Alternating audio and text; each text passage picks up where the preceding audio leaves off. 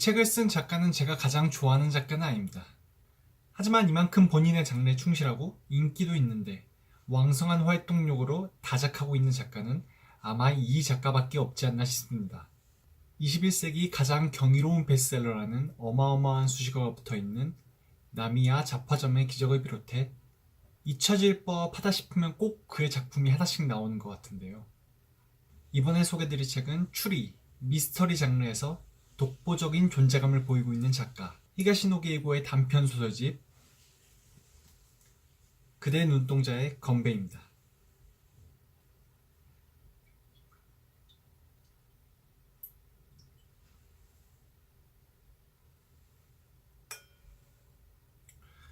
이 책에는 단편소설 그대 눈동자의 건배를 비롯해 총 9개의 단편소설이 수록되어 있습니다.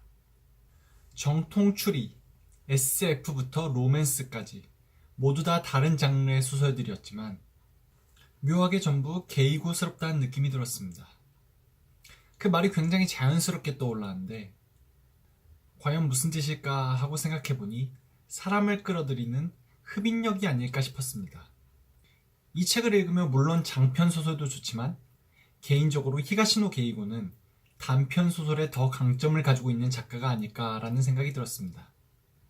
그 짧은 길이의 단편소설 속에 어떻게 이렇게 군더더기가 없으면서도 속도감 있는 서사를 담을 수 있는지 정말 궁금했습니다. 각각의 단편소설을 4-5문장으로 짧게 정리해보고 별점을 매겨봤습니다.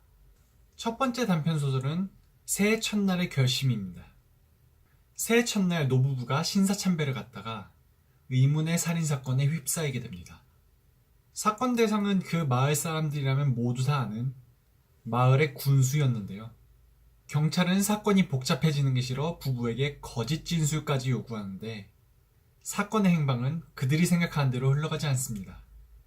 정통 추리극이라기엔 추리와 반전 모두 약했다는 생각이 들었지만 무능한 사람들을 까내리는 블랙 코미디로 가볍게 보기에는 좋지 않았나 싶었습니다. 제 별점은 2개입니다. 두 번째 소설은 10년 만의 발렌타인데이입니다. 성공한 소설가 미네기 씨는 10년 전 이유도 모르고 헤어졌던 연인과 발렌타인데이에 다시 만나게 됩니다. 그녀로부터 의문의 선물을 받게 되는데요. 그건 과연 뭘까요? 그리고 그녀는 왜 갑자기 그를 떠나게 됐던 걸까요?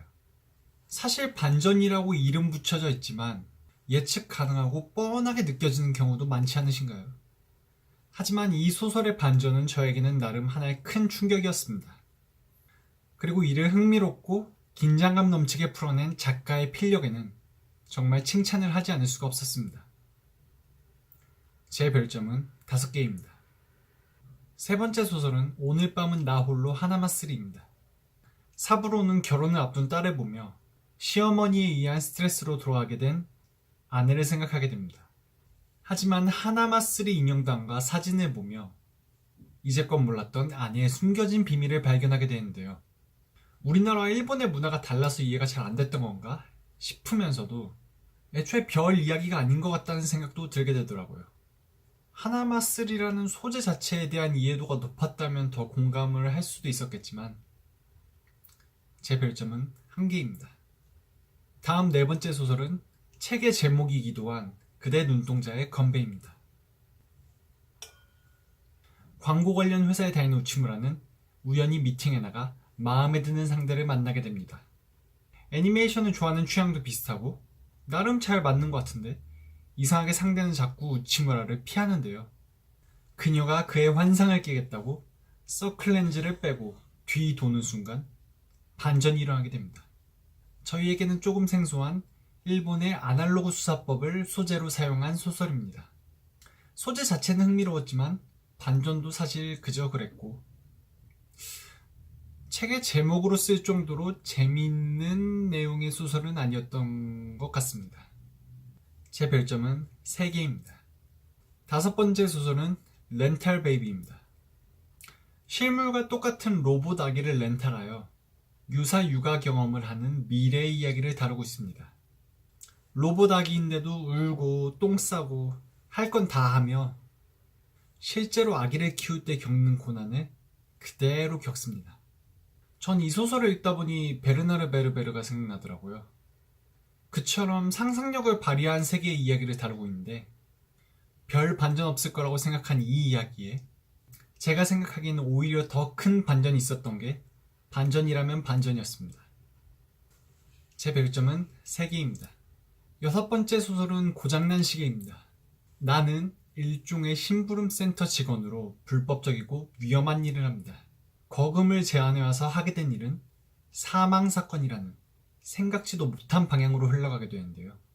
알리바이를 위해 피해자의 고장난 시계를 수리하는 선택을 함으로써 오히려 모든 진실이 밝혀지게 됩니다. 저는 약간 명탐정 코난의 에피소드 중 하나를 보고 있는 듯한 느낌이 들었습니다. 그러면서 이건 좀 억지 같은데 라는 생각이 들기도 했지만 그래도 이 책에선 가장 히가시노 게이고다운 소설 중 하나가 아니었나 라는 생각이 들었습니다. 제 별점은 4개입니다. 7번째 소설은 사파이어의 기적입니다.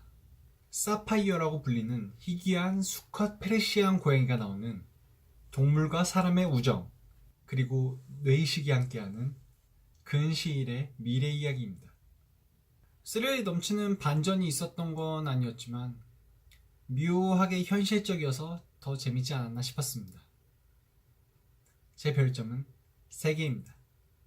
8번째 소설은 크리스마스 미스터리입니다. 배우 크로스는 각본가 야요이와 사귀던 사이였는데요. 그는 그녀와 헤어지기 위해 크리스마스 이브에 그녀를 살해하는 계획을 세웁니다. 알리바이까지 완벽히 만든 후 행동에 옮기는데 결국 실패합니다. 그런데 그녀가 죽은 채 발견됩니다. 그조차도 그녀가 왜 죽었는지 모르고 있는데 경찰은 범인으로 그를 지목합니다. 왜일까요? 앞서 소개드렸던 고장난 시계와 같이 그의 장기가 잘 드러나는 추리소설이었고 내용도 고장난 시계보다는 덜 억지스러웠습니다. 제 별점은 4개입니다. 마지막 소설은 수정염주입니다.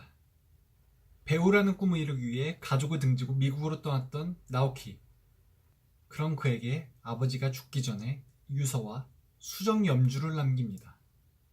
와타라이가의 장자에게만 전해지는 수정염주에는 놀라운 힘이 숨겨져 있는데요. 과연 뭘까요? 이 소설은 타임워프물인데 저는 개인적으로 이런 장르를 좋아합니다.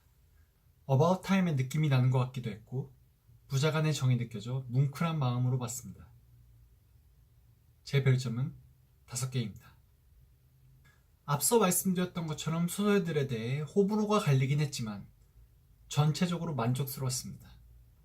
너무 이해하기 어렵고 난해한 책들 대신 가끔은 이렇게 뇌를 말랑말랑하게 해주는 책도 좋은 것 같습니다. 저는 킬링타임용으로 굉장히 즐겁게 읽었던 책이었습니다. 감사합니다.